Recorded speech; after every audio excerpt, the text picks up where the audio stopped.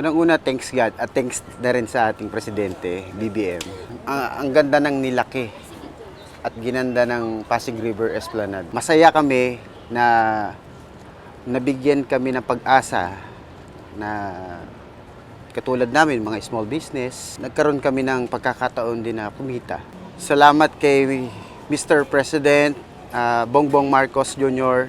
And salamat din po kay First Lady Lisa Araneta Marcos. Maraming salamat po at binigyan nyo kami ng pag-asa sa mga business namin. Maraming thank you po.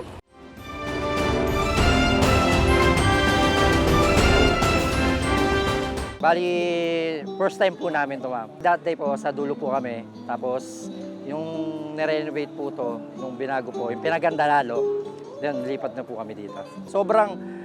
Maraming salamat. Sobrang tuwan-tuwa kami na nabigyan kami ng pagkakataon magtinda dito.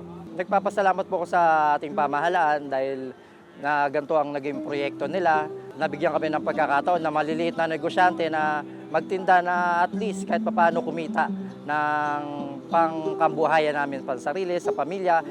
Ako po yung nagpapasalamat sa ating mahal na Pangulo, sa Ferdinand Marcos, kay First Lady Marcos po, sa pagkakataon na bigyan kami ng gantong pagkakataon na magtinda at magbigyan kami ng pangkabuhayan at pwesto dito sa ating Pasig River Esplanade.